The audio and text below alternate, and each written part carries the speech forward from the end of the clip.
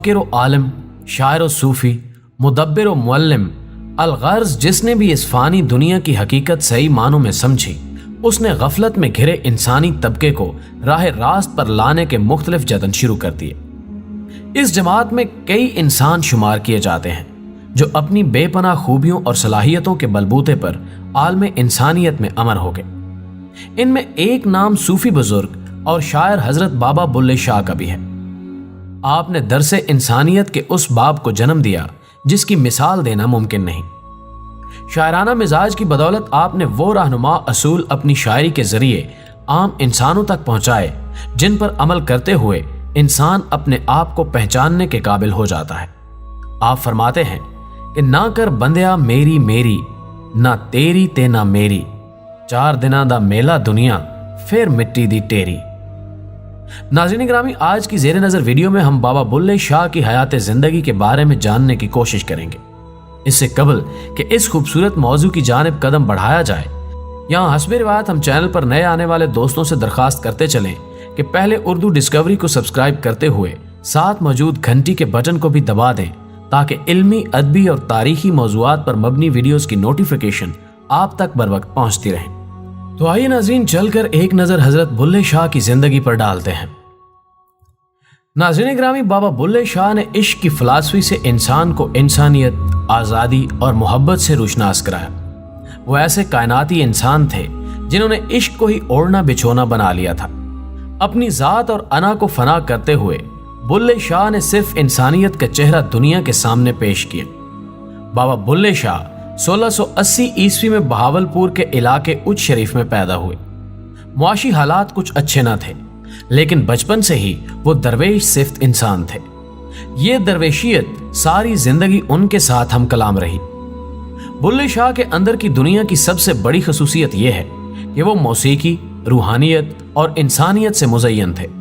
हर वक्त उनके अंदर की दुनिया में रक्स व सरूर की रोशनी फूटती रहती थी, इसलिए वो अपने जमाने के सबसे बड़े बागी और इनकलाबी कहलाए। शऊर की मंजिलें तय करते हुए जब आप लड़कपन में पहुंचे तो तालीम व तदरीस के लिए कसूर आ गए। उस वक्त सख्त गिर और इंतहा पसंद हुक्मरान औरंगजेब आलमगीर का दौरा था। इब्तिदाई तालीम यहीं हासिल की।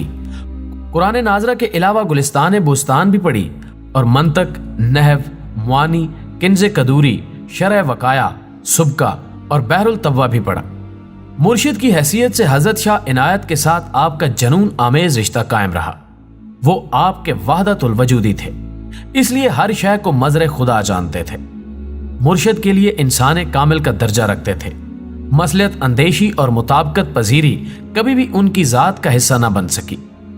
जाहिर पसंदी पर तनकीदो तंज हमा वक्त आपकी शायरी का पसंदीदा जुज़ रहा। आपकी शायरी में शरा और इश्क हमेशा मुतसादिम नजर आते हैं और आपकी हमदर्दियां हमेशा इश्क के साथ होती हैं। आपके कलाम में इश्क एक ऐसी जबरदस्त कुव्वत बनकर सामने आता है जिसके आगे शरा बंद नहीं बांध सकती। बाबा बुल्ले शाह ने अपने सूफियाना कलाम से लाखों इंसानों को हिदायत बख्शी। हजरत बाबा बुल्ले शाह का असल नाम अब्दुल्ला शाह था। आपका ताल्लुक सादात घराने से था। ताम हजरत सैयद बुल्ले शाह को अपने सैयद होने का कोई गरूर नहीं था। आप निहायत शरीफुन नफ्स इंसान थे। आप इंसानियत के कायल थे और तमाम मखलूक खुदा को यकसां और बराबर समझते थे।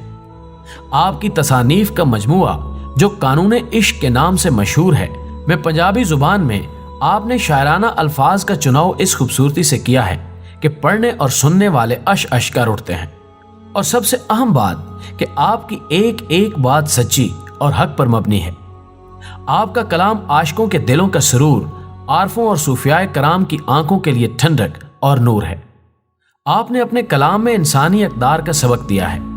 आपका नजरिया था कि जिसके अमाल अच्छे वही मकबूल है।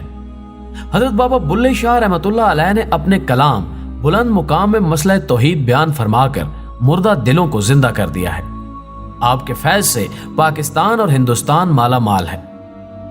नाज़रीन मोहतरम, तारीखी रिवायात में आया है कि बुल्ले शाह के दौर में बरसगीर पर औरंगजेब आलमगीर राज करता था। वो औरंगजेब आलमगीर जिसने तख्तो ताज की खातिर भाइयों को साजिश से मरवा डाला और बाप को कैद में डाल दिया था। ये खबर बाबा बुल्ले शाह तक पहुंची तो उन्होंने शायराना अंदाज में बादशाह को पैगामात भिजवाए।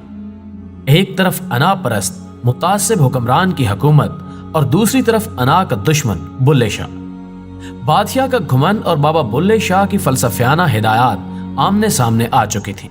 اورنگزیب عالمگیر قتل و غارت کو جنم دینے کی کوشش کرتا، دوسری طرف ایک ایسا انسان موجود تھا جو اپنی ذات کی نفی کر چکا تھا۔ کائنات کے سارے رنگ اس کی زندگی میں جھلک رہے تھے۔ بابا بلے شاہ اورنگزیب عالمگیر کے دور کے چشمدید گواہ تھے، اس لیے مفتی اور ملا ان کے خلاف فتوے دے رہے تھے۔ انہیں کافر تک قرار دیا گیا، جبکہ بعض افراد انہیں شاعری میں استعمال کردہ لفظوں کی بنا پر بھی کافر قرار دیتے تھے۔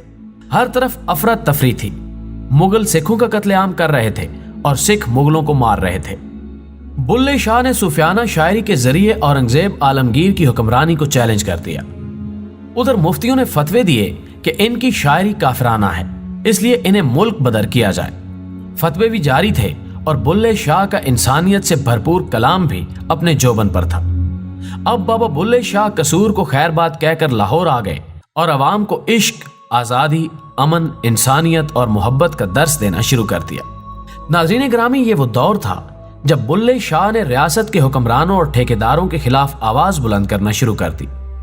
اب ایک طرف اس دور کے انتہا پسند تھے اور دوسری طرف انسانیت سے مزین تصوف کا راستہ تھا، جس سے حکمران اور انتہا پسند خوفزدہ تھے۔ بابا بلے شاہ نے لاہور کے بعد گوالیار کا رخ کیا۔ وہاں انہوں نے رقص، سنگیت اور راگ رنگ کی تربیت حاصل کی۔ اس سے اپنے مرشد کو منایا، جیسے وہ کہتے ہیں کہ کنجری بنیا میری عزت نہ گھٹ دی، مینوں نچ کے یار مناون دے۔ اصل میں بلے شاہ کے اس کلام کے یہ معنی ہیں کہ کوئی کم تر نہیں ہوتا، کیونکہ طوائفوں کو ناچنے گانے والوں کو کم تر سمجھا جاتا ہے، انہیں میراثی کہا جاتا ہے اور ان سے نفرت کی جاتی ہے۔ تو بابا بلے شاہ ان سب کی آواز بن گئے اور کہا کہ کوئی انسان بڑا چھوٹا، اعلیٰ و ادنا نہیں ہوتا، انسان سب برابر ہوتے ہیں۔ اسی وجہ سے طاقتور ریاست اور اسٹیبلشمنٹ ان کے خلاف تھی۔ اس وقت کے مفتیان نے فتویٰ دیا کہ یہ بندہ گستاخانہ اور کافرانہ شعر کہتا ہے، اس لیے اسے سخت سزا دی جائے۔ اس لیے بلے شاہ پر مصیبتوں کے پہاڑ ٹوٹ پڑے۔ اب ایک بندہ شہر شہر گھوم رہا ہے، رقص کر رہا ہے، سنگیت کا عاشق ہے، انسانیت پرست ہے اور کہہ رہا ہے کہ میں رانجھا رانجھا کر دی، آپ پہ رانجھا ہوئی۔ ایسے شخص کو کیسے ریاست اور اس کے طاقتور حلقے آزادی اور بے باکی سے زندہ رہنے دے سکتے تھے؟ وہ جو آپ کو پہچان چکا تھا، جس نے خود پر یقین کر لیا تھا، جس نے اپنا انفرادی سچ پا لیا تھا اور اب وہ یہ سچ شیئر کر رہا تھا۔ یہ سچ اب ریاست کے ٹھیکیداروں کے اقتدار کے لیے خطرناک تھا، اس لیے سب کے سب طاقتور بابا بلے شاہ کے دشمن بن گئے۔ اردو ڈسکوری کے معزز دوستو، اس وقت لوگوں کی سمجھ میں آ رہا تھا کہ ایک درویش ایسا ہے جو مختلف بات کرتا ہے، جو کہہ رہا ہے کہ پڑھ پڑھ عالم فاضل بنیا، کدی اپنے آپ نو پڑھیا ہی نہیں۔ وہ لوگوں کو کہہ رہا تھا کہ لوگوں اپنے آپ کو جانو۔